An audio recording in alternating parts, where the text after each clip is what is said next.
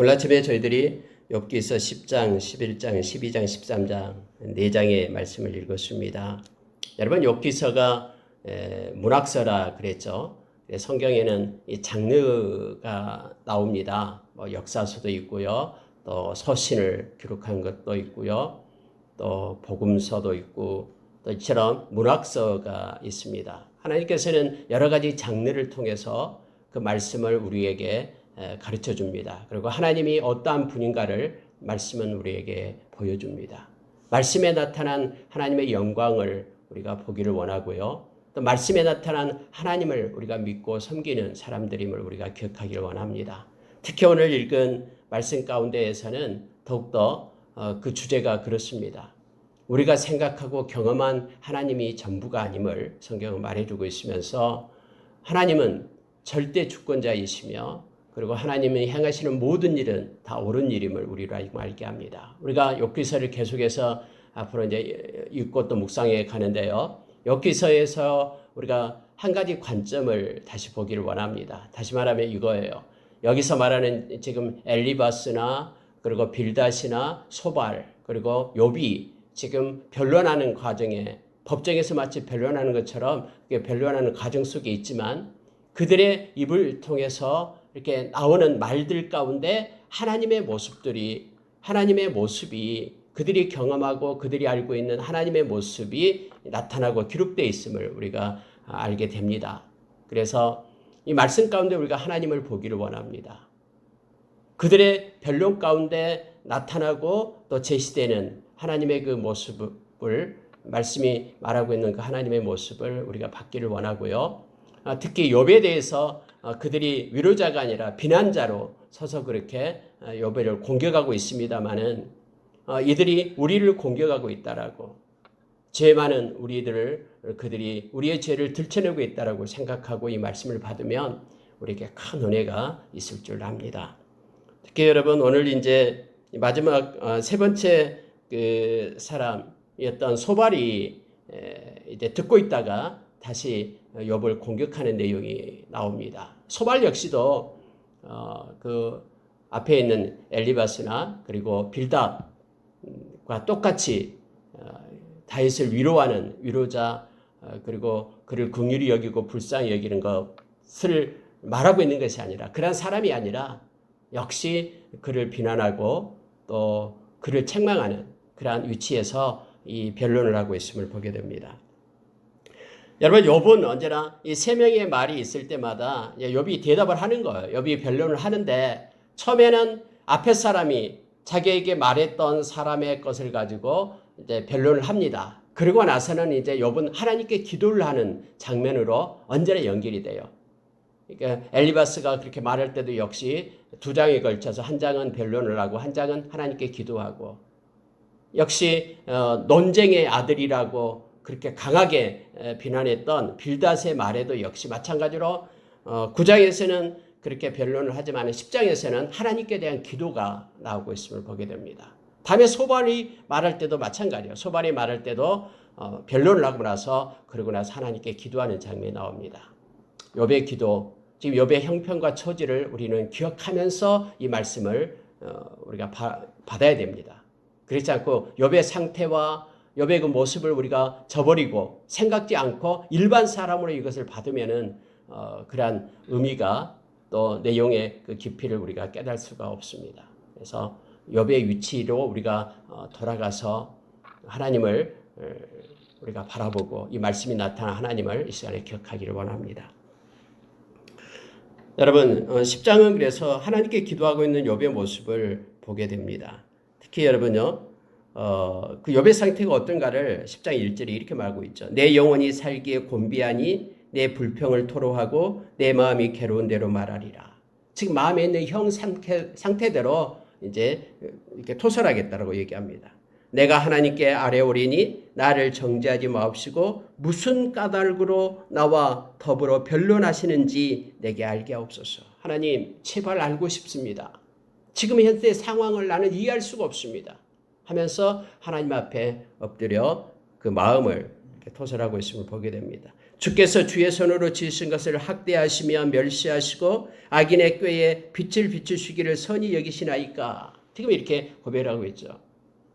나에게 지금 하나님 학대하시고 멸시하시고 지금 까닭 없이 이러한 처지에 있는데 좀 가르쳐 주십시오 하면서 침묵하고 계시는 하나님 앞에 지금 욥이 부르짖고 있음을 보십니다. 그렇게 말씀을 나타내고 있습니다. 주께서 육신의 눈이 있나이까? 주께서 사람처럼 보시나이까? 하면서 하나님 나 좀 봐주십시오. 나 지금 너무너무 힘들고 어렵습니다. 아무리 불러도 주님 나에게 응답이 없고 교통이 없고 깨달음이 없으니 너무너무 답답한 나의 영혼입니다. 육신의 질고는 너무나 힘들지만 그것을 뛰어넘어서 영적인 그러한 침체 가운데 빠져 있습니다. 하나님 응답해 주십시오라고 외치고 있습니다. 주께서는 7절입니다. 내가 악하지 않은 줄 아시나이다.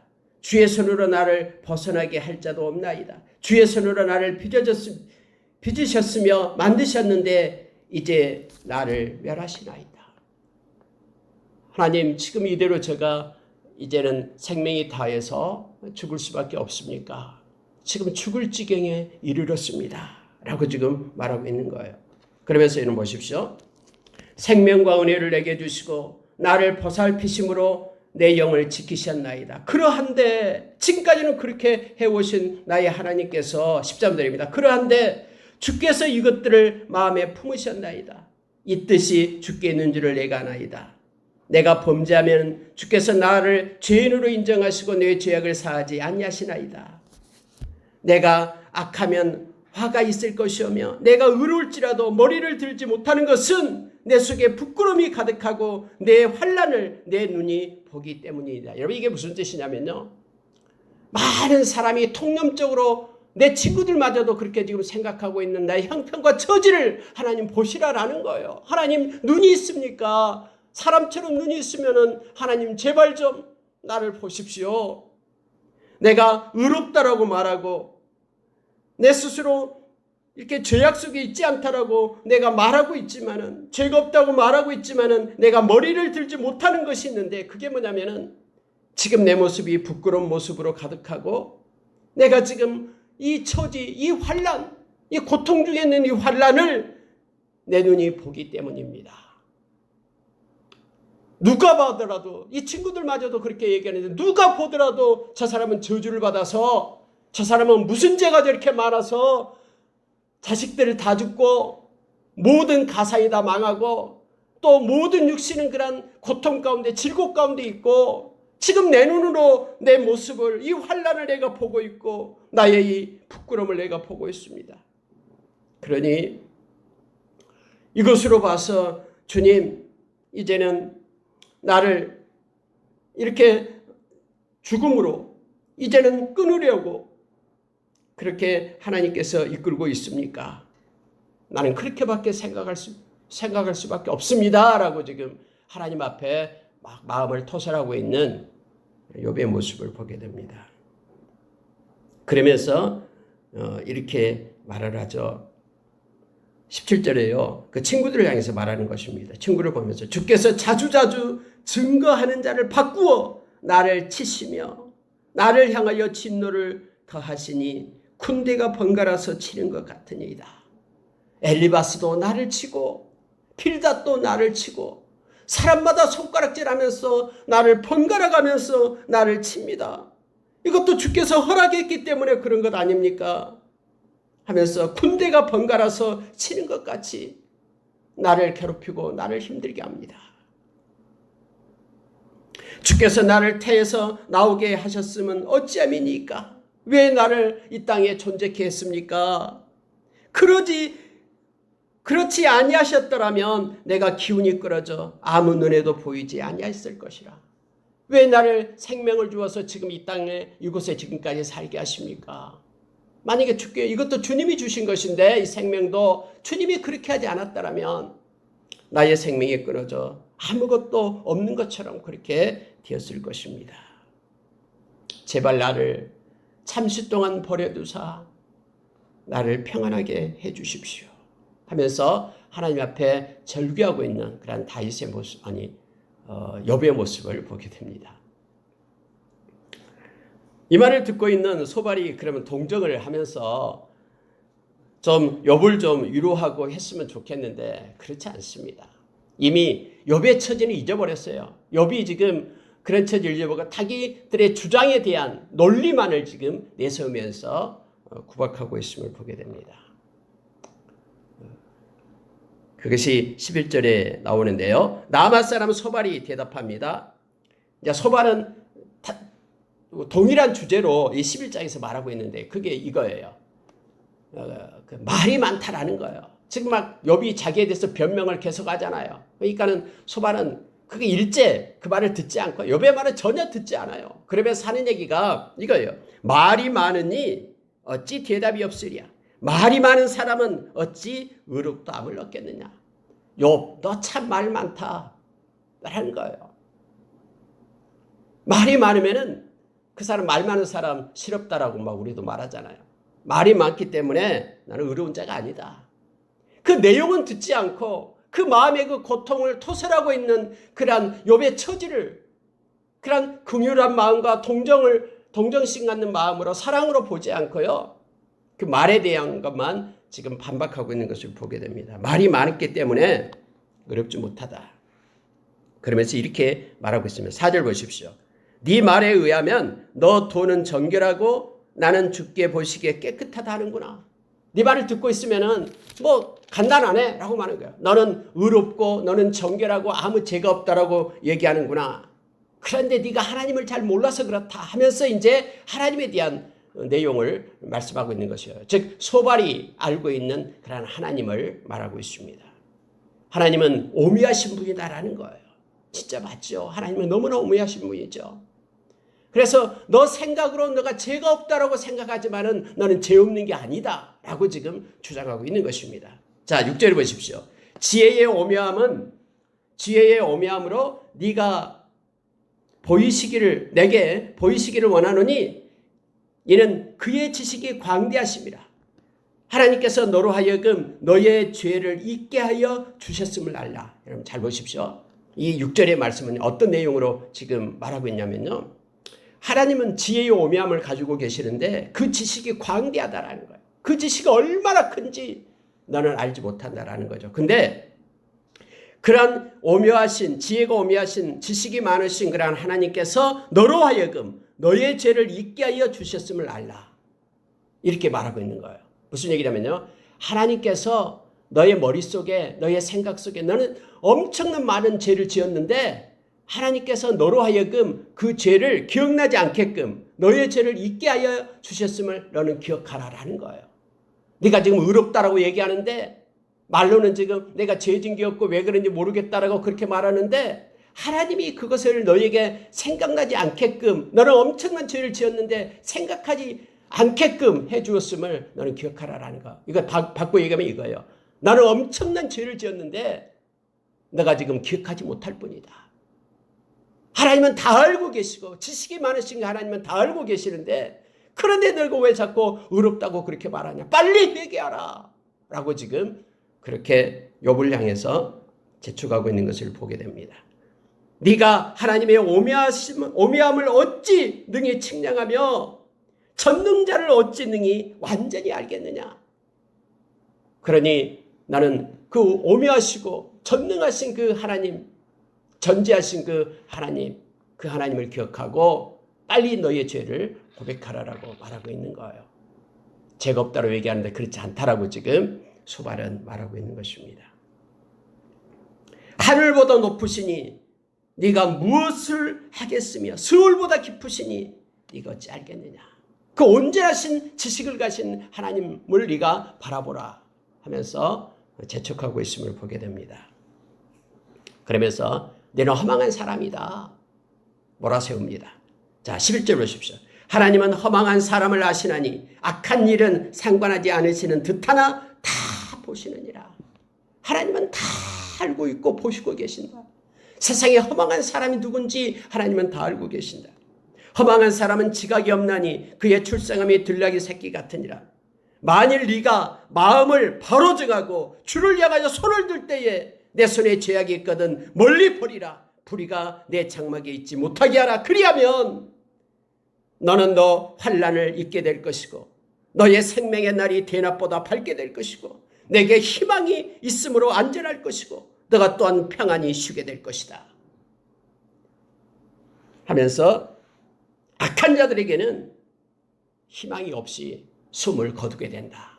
그러니 욥아, 빨리 하나님 앞에 회개하고 깨끗하게 죄악을 멀리하고 불의를 장막에서 제거해라 하면서 그를 재촉하며 회개를 촉구하고 있는 소발의 모습을 보게 됩니다. 역시 소발도 앞에 있는 엘리바스나 그러한 빌닷과 동일한 어조로 말하고 있습니다. 그런데 여러분, 오늘 11장은요 우리에게 아주 큰 은혜를 우리에게 줍니다. 그 은혜가 뭐냐면요, 죄인인 우리에게 은혜를 주는 거예요.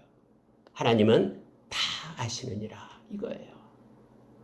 하나님은 전지하신 하나님이시죠. 다 알고 계시고요. 하나님은 못하실 일이 없으셔요. 엘샤다이 하나님이셔요. 전능하신 하나님이시죠. 그리고 하나님의 지식은 너무너무 광대하고 온전하다라는 거예요. 우리가 하나님을 알고 있는 것은요, 조그만 우리의 그런 단편적인 지식에 불과하다라는 거예요.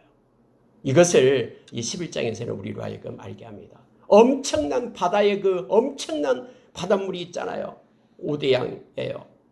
그런데 마치 우리가 이 바다에 대해서 알고 있는 것은 그 바닷가에 떠 있는 그 깡통 속에 물이 잠깐 파도가 쳐서 당겨지는 그것, 이 깡통은 그 안에 있는 그 물이 바다인 줄 알고만 생각한다라는 거예요. 그래서 자기의 생각을 가지고 하나님의 말씀을 이렇게 재단하고 하나님을 갖다 가두고 자기의 생각 속에 하나님을 두고 판단 속에 두고 그래서 다 자기처럼 하나님을 믿어야 된다고 생각하고 그렇다라는 것을 이 말씀 속에서 우리가 묵상해 볼 수가 있습니다.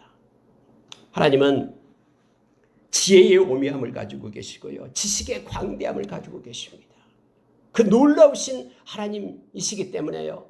우리가 어떤 상황 속에서도 우리가 포기하지 말아야 될 이유는 그 위대하신 하나님이 우리의 아버지 되신다라는 거예요. 그분이 우리를 붙잡고 있음을 우리가 기억하면서 말씀을 의지하고 말씀이 말하는 하나님이 진짜 하나님이시니까 그 말씀대로 하나님을 믿고 의지하며 나가는 우리가 되기를 원합니다. 그런데 어쨌든 이 소발은 이처럼 욥을 몰아세우고 있음을, 위로자가 아니라 비판자였음을 보게 됩니다. 이 말을 듣고 있던 욥이 이렇게 말합니다.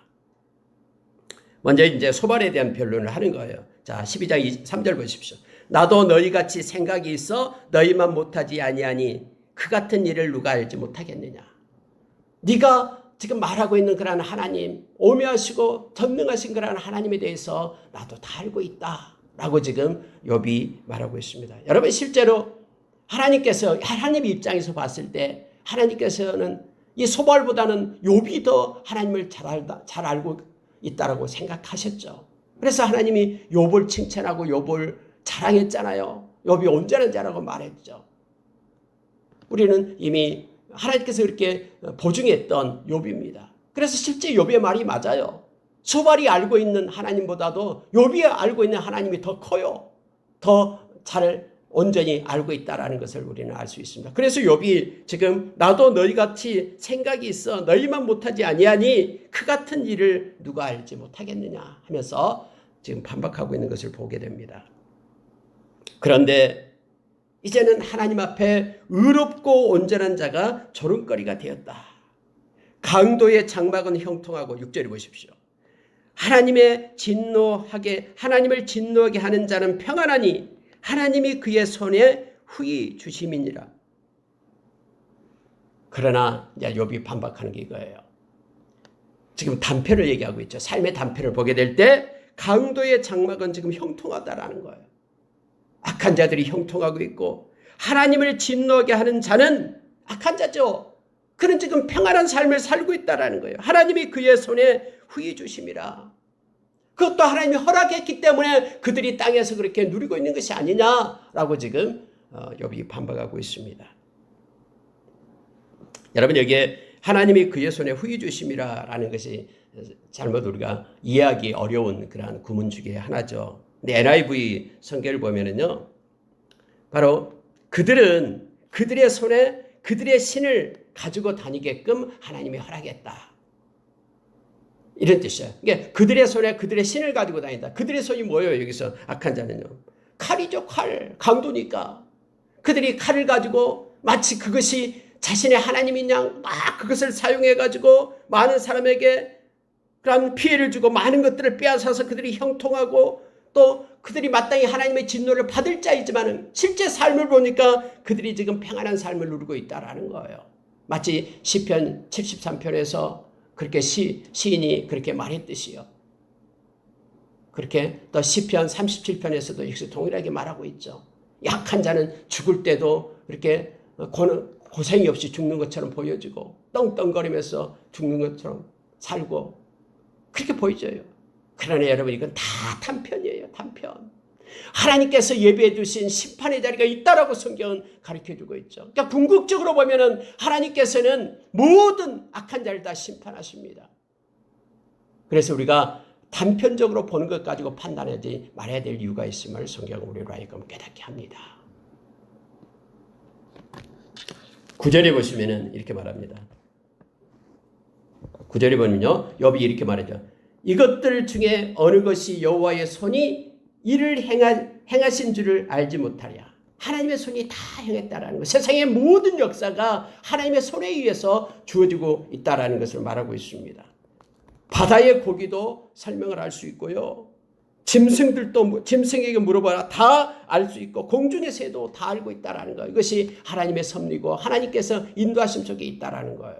악인의 형통함도 역시 하나님의 허락이 했기 때문에 그들에게 주어진 것이 아니냐라고 지금 욥은 말하고 있음을 보게 됩니다. 모든 생물의 생명과 모든 사람의 육신의 목숨이 다 그의 손에 있느니라. 그렇습니다. 절대 주권자이신 하나님을 생각하니까 욥이 하나님 앞에 그래서 간구하게 되는 거예요. 하나님 이것도 내가 지금 겪고 있는 이것도 하나님께서 허락해 주신 것 아닙니까? 그러니 왜 그런지 가르쳐 주십시오. 침묵하지 마시고요. 다음에 이제 욥이 이제 기도하는 장면이 나오고 있습니다만은 두 가지 것을 하나님 나에게 해 주십시오. 지금까지 나를 힘들게 했던 이러한 하나님의 진노를 이제는 멈춰 주십시오. 라고 뒤에 이제 합니다. 나를 두려워서 내 마음이 떨게 했던 이 두려움 없어주시고 평안을 주십시오. 이 두 가지 기도를 하나님 앞에 드리게 되는데요. 그러기에 앞서서 욥이 이제 욥이 알고 있는 하나님을 나타냅니다. 한번 보십시오. 자, 13절입니다.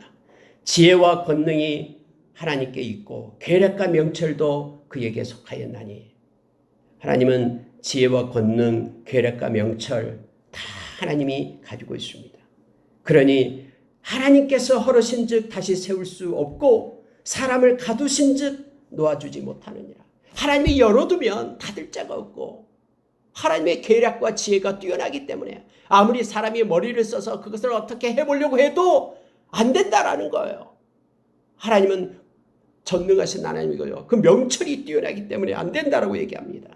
하나님께서 물을 막으면 물은 마르고 하나님이 물을 터서 보내시면 땅이 곧 물로서 뒤집어지고요. 하나님의 능력과 지혜는 하나님께만 있어서 온전히 하나님이 행사하신다라고 말합니다. 속은 자와 속이는 자가 다 그에게 속하였으므로 이 땅에서 악한 자가 형통하는 것도 하나님이 허락했기 때문이고 또 의로운 자가 정직한 자가 하나님의 평강을 얻고 하나님의 은혜 가운데 사는 것도 하나님이 허락했기 때문이고 물론 궁극적으로 하나님께서 진노하시고 심판하시겠지만은 그 모든 것들이 하나님의 손에 있다라는 것입니다. 능력과 지혜가 그분에게 있기 때문에 그렇다고 말합니다. 그래서 하나님은 때로는 사람들 보기에 충성된 사람들의 말을 물리치시며 20절 보십시오. 충성된 사람의 말을 물리치시며 늙은 자들의 판단을 빼앗으시며 앞에서 그렇게 나왔죠. 나이 든 사람들은 지혜가 있고 그들은 12절이 그렇게 말했죠. 늙은 자에게는 지혜가 있고 장수하는 자에게는 명철이 있는데 이것이 일반적인 것인데 그러나 하나님은 때로는 충성된 사람들의 말을 물리치고 늙은 자들의 판단을 빼앗으시며 이것도 하나님께서 그렇게 행하신다라는 것을 지금 욥이 말하고 있는 거예요. 소바를 향해서. 지금 내가 받는 고통도 죄가 있어 받는 것이 아니라 하나님의 허락이었기 때문에 받는 것이고, 이 세상의 논리를 보면은 충성된 사람도 때로는 물러가기도 하고, 나이 든 사람들이 지혜가 있는데 그들의 지혜도 때로는 물리치기도 하고, 이것도 하나님의 허락이었기 때문이 아니냐라고 지금 반발하고 있는 것입니다. 어두운 가운데에 은밀한 것을 드러내시며 죽음의 그늘을 광명한 대로 나오게 하시며 민족들을 커지게도 하시고 다시 멸하기도 하시며 민족들을 널리 퍼지게도 하시고 다시 끌려가게도 하시며 다 모든 것들이 하나님의 손에 있다라고 지금 욥은 말하고 있습니다. 절대 주권자이신 그 하나님, 그 하나님의 행하심은 인간의 어떤 처지와 형편에 따라서 하나님의 손을 움직이는 것이 아니라 하나님의 의도하심과 하나님의 계획 속에, 인도하심 속에 세상의 모든 것들이 그렇게 통치되고 간섭된다라는 것을 12장에서 욥을 통해서 하나님의 모습을 우리에게 가르쳐 줍니다. 실제 그렇습니다. 어두운 데 가운데 은밀한 것들요, 하나님께서 하나님의 때에 드러내십니다. 이번에 코로나19로 인하여 그 신천지의 모습들의 그 실체를 하나님이 드러내시잖아요. 여러분, 성경에서 예수님께서 그렇게 복음서에서 가르쳐줬죠. 감추어준 이유가 있다. 감춰준 것은 때가 되면 드러내게 하기 위하여 감추는 것이다. 우리가 뭔가를 숨겨두는 것은 그냥 숨겨둔 채 그냥 없어질 것을 바라는 게 아니잖아요. 숨겨뒀다라는 것은 뭔가 다음에 끄집어내기 위해서 숨겨둔 거잖아요. 우리 주님이 그렇게 말합니다. 숨긴 것은 드러내기 위하여 숨긴 것이다 라고 말하죠. 하나님께서는 어두운 가운데에 은밀한 것을 드러내시며 죽음의 그늘을 광명한 대로 나오게 하시는 분이 바로 하나님이시다라고 욥은 이렇게 12장을 통해서 우리에게 말씀해 줍니다. 그러니 때로는 우리의 삶 가운데 어려움이 있고 애매한 고난이 있다 해도 베드로 사도처럼 하나님을 기억하라라는, 그리고 참으면 이것은 하나님 앞에 아름답다. 반드시 하나님은 공의의 하나님이기 때문에 하나님께서는 심판하실 것입니다. 이건 다 알고 있어요. 지식으로도 지금 욥도 알고 있는데 욥이 지금 너무너무 힘들고 어려운 거예요. 이것도 몇 달 동안 온 육신은 그렇게 고통 가운데 있고 하나님은 응답이었고 영혼의 갈등 가운데 있는 그런 모습 속에 하나님 앞에 엎드려 기도하지 않을 수 없죠. 자, 여러분 13장에 이제 가보면요. 2절 한번 보시기 바랍니다. 너희 아는 것을 나도 아나니 너희만 못하지 않으니라. 그런데 너희들이 지금 말하고 있는 것은요. 4절에 보십시오. 너희는 거짓말을 지어낸 자요 다 쓸모없는 의원이니라. 내가 봤을 때에 나를 위로해 주려고 왔던 너희들인데 위로자가 아니라 너희들은 알지 못하면서 하는 그런 거짓말쟁이들이다. 너희들은 쓸모없는 의원이다. 돌팔이 의원이다라는 거예요. 나를 고쳐주겠다라고, 나에게 위로해 주겠다고, 나의 지금 병든 영혼의 질병을 너희들이 도움을 주겠다고 그 먼 곳으로부터 찾아왔지만 너희들은 쓸모없는 의원이다 라고 말하고 있습니다.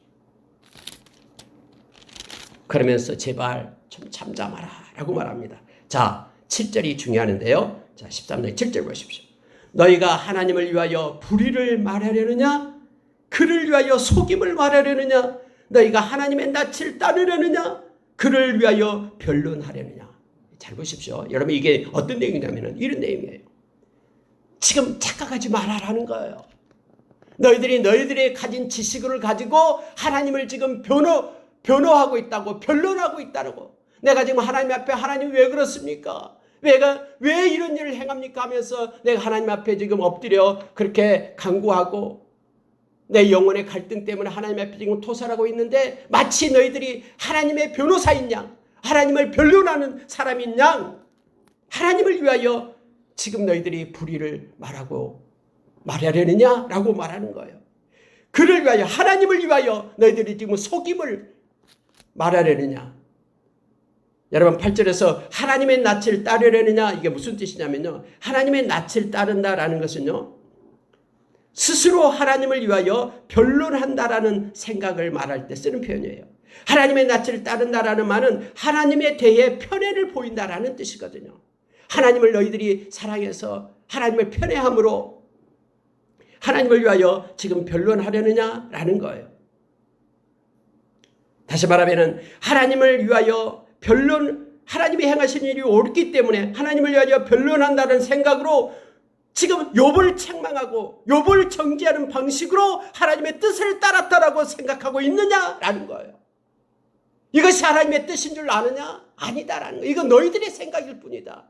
마치 너희들이 하나님 편에 서서 하나님의 생각이 옳다라고, 하나님이 지금 나를 치고 나를 힘들게 하고 하나님의 아무 응답도 없는 것이 그것이 옳다라는 것을 너희들의 생각으로 지금 변론하고 있는데 그것이 옳은 게 아니다 라고 욥이 친구들을 향해서 말하고 있는 것입니다.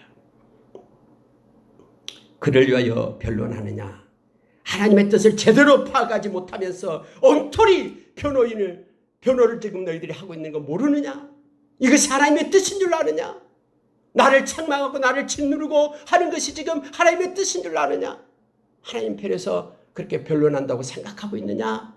라고 욥이 말하고 있는 거예요. 여러분, 이것은요, 우리가 때로는 이러한 착각 속에 빠지게 된다라는 거예요.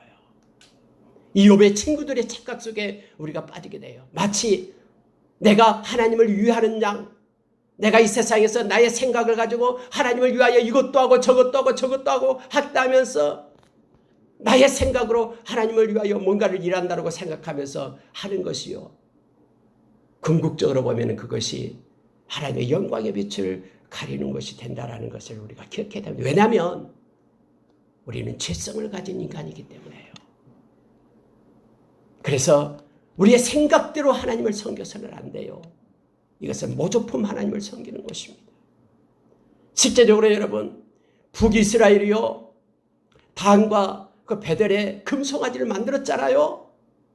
그러면서 금송아지를 만들고 이것이 너희를 인도하신 하나님이다라고 얘기할 때 그들이요, 진짜 하나님을 섬기듯이 그걸 섬겼어요. 그렇게 하면서 그들은 스스로 생각하기를 우리가 하나님을 잘 섬긴다, 하나님을 위하여 우리가 이런 일을 한다라고 생각한 거예요.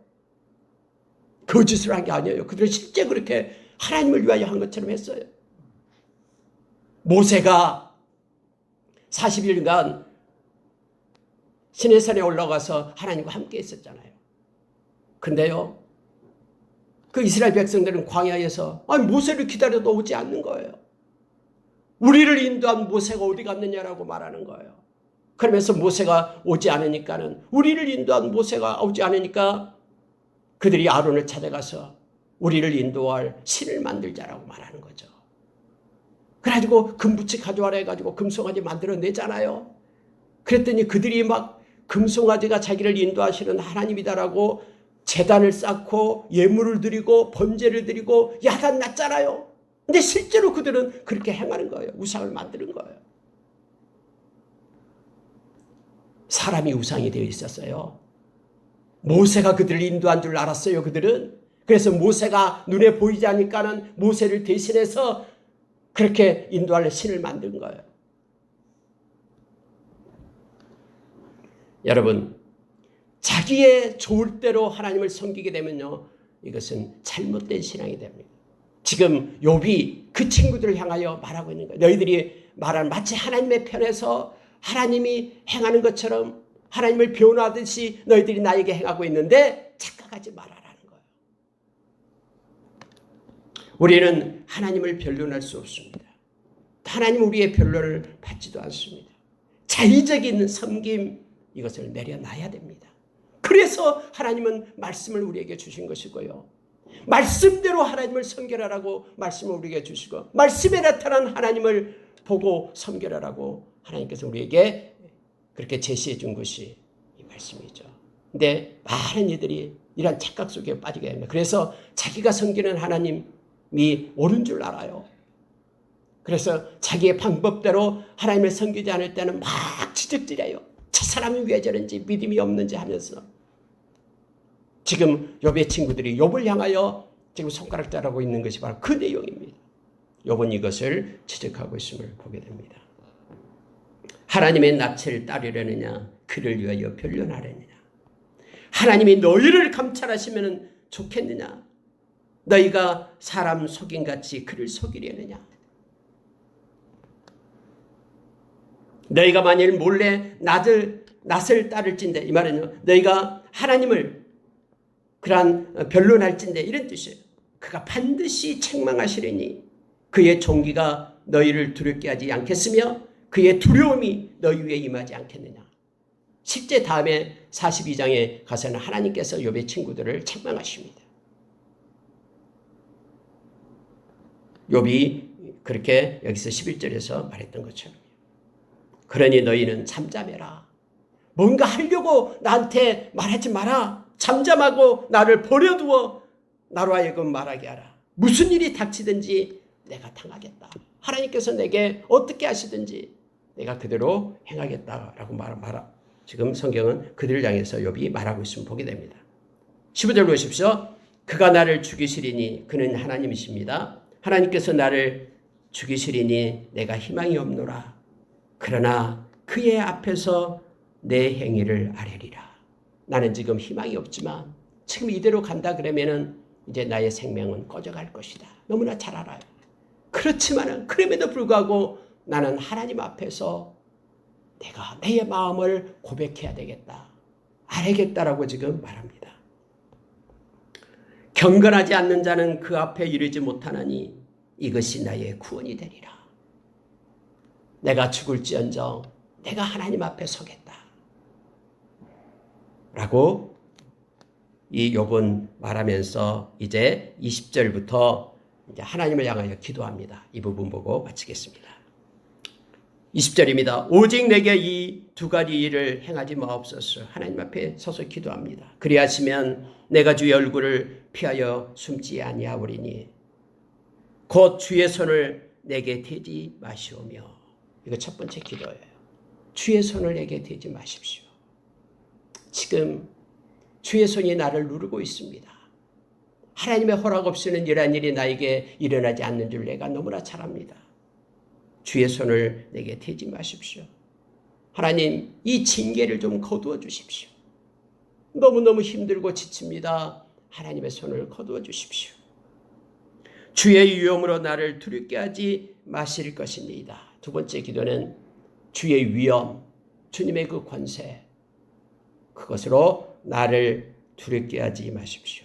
이것은 영적인 상태, 내적인 것을 얘기합니다.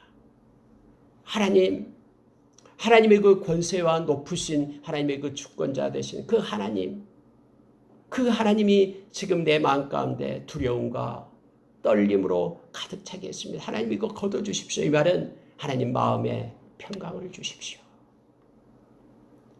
하나님 지금까지 침묵하고 계시는 하나님, 이제는 그 침묵을 거두어 주시고 주님으로부터 내 마음의 평안을 공급해 주십시오. 두려움이 떠나가게 해 주십시오. 이것을 지금 구하고 있습니다. 주는 내게 대답하시옵소서. 나의 죄악이 얼마나 많으니까 나의 허물과 죄를 내게 알게 하옵소서. 주님 나로 깨닫게 하옵소서. 여러분, 회개는 깨달음이 있을 때 회개가 되잖아요. 깨달음이 없는데 무조건 하나님 앞에 회개할 수 없잖아요. 우리에게 깨달음을 주시는 하나님 때문에 우리가 회개할 수 있는 거예요.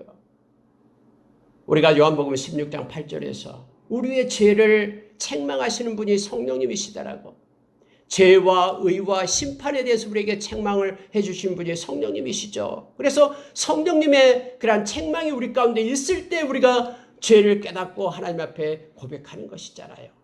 그래서 여러분, 회개는 누가복음 24장에서요, 복음과 함께 회개가 온 열방 가운데 전해진다라고, 생명 얻는 회개다라고 우리에게 말씀해 주고 있죠. 세상 마음대로 살다가 어떤 사람은 그렇게 얘기하잖아요. 그냥 세상 좋을 대로 즐겁게 막 흥청망청 살다가 다음에 죽기 전에 하나님 앞에 회개하면 되지. 아니, 회개가 됩니까? 그냥 내 마음대로 내 마음에서 나온 것이 회개입니까? 아니에요. 하나님께서 간섭해야지만이 회개가 있으면 보게 됩니다. 그래서 욥도 하나님 앞에 이걸 지금 기도하고 있는, 하나님, 나로 하여금 나의 허물과 죄를 내게 알리십시오. 마치 시편 기자가 하나님 앞에 그렇게 고백을 했듯이, 하나님 매일매일 나의 죄를 기억나게 해주십시오. 제가 고백하겠습니다. 회개하겠습니다. 허물과 죄를 내게 알게 하옵소서. 주께서 어찌하여 얼굴을 가리시고 나를 주의 원수로 여기시나이까? 주께서 어찌하여 날리는 낙엽을 놀라게 하시며 마른 건물을 뒤쫓으시나이까? 주님, 저는 떨어지는 낙엽에 불과합니다. 보잘것없고 초라한 사람입니다. 주님, 저는 마른 건불에 불을 타면 금방 살라져 없어지는 마른 건불에 불과합니다. 그런데 주님, 이 마른 날리는 낙엽 또 마른 건불과 같은 나에게 이렇게 나를 뒤쫓고 어째요 나를 하나님 원수로, 주님의 원수로 여기십니까? 제발 누르고 있는 손을 좀 떼어주시고 회복시켜 주시고 마음의 평안을 주십시오. 나의 죄가 있거든 허물이 있거든 나로 하여금 생각나게 해주십시오. 제가 회개하겠습니다. 이렇게 주님 앞에 엎드려 욥은 고백하고 있음을 보게 됩니다. 여러분, 욥의 기도에 하나님께서는 응답해 주십니까? 계속해서 침묵하십니다. 하나님의 이유가 있기 때문에 그렇습니다. 그리고 물론 궁극적으로 하나님께서는 응답해 주십니다. 그게 이제 42장에서 응답해 주시는 하나님을 만나게 됩니다. 마지막 절 28절에 보니까요, 이렇게 말합니다. 나는 썩은 물건의 낡아짐 같으며 젖 먹는 의복 같으니이다. 지금 형편이에요, 처지. 욥의 모습이 지금 다 썩은 물건, 그래서 너덜너덜 떨어져가는 낡아짐 속에 있는 모습, 점이 먹어서 구멍이 난 그런 의복 같은 자기의 처지와 모습, 하나님이 이렇습니다. 하나님 응답해 주십시오. 지금 내 모습이 썩은 물건의 낡아짐이며 점 먹는 의복 같습니다. 주님 보시고 계시죠? 하면서 하나님 앞에 모습을 그대로 고백하면서 토로하고 있는 그러한 욥의 기도를 보게 됩니다. 말씀을 마치겠습니다. 여러분, 오늘 4장의 말씀 가운데 우리가 말씀을 쭉 보았습니다만은 특히 오늘 그 말씀 가운데서는요, 하나님의 그 오묘하심, 그리고 내 자의대로 하나님을 섬겨서는 안 된다라는 것, 이것을 우리가 기억하길 원합니다. 우리가 하나님을 변론할 수 없습니다. 그리고 자의적으로 우리가 하나님을 섬겨서는 안 된다라는 것을 우리가 기억하길 원합니다. 왜냐하면 우리는 죄인이기 때문에 그렇습니다. 하나님께서 말씀하신 대로 우리가 하나님을 섬기기를 원하고요. 우리의 지식을 뛰어넘는 그 지혜의 오묘함을 가지고 계신 그 하나님, 지식의 광대함을 가지고 계시는 그 온전하신 하나님을 우리가 바라보며 철하고 보잘것없는 우리는 하나님께 의탁하는 삶을 살기를 원합니다. 그리고 그분이 우리에게 가르쳐 주신 것만큼 우리가 순종하며 감사하며 나가기를 원합니다. 또 주님이 주신 이 말씀을 우리가 존귀히 여기고 주님이 말씀을 통해서 주님을 보여주시거든요. 말씀대로 주님을 섬기는 삶을 살아가는 우리가 되길 원합니다. 단편적으로 그것을 일반화시키는 오류에 빠지지 않고 전체 하나님의 때를 기다리는 지혜로, 때로는 답답하고 힘든 그러한 상황이 있고 침묵하는 하나님을 만난다 할지라도 하나님의 아름다운 의도와 뜻이 있다는 것을 기억하며 믿음으로 인내함으로 오늘 하루도 살아가는 우리 인생이 되기를 원합니다. 함께 기도하겠습니다.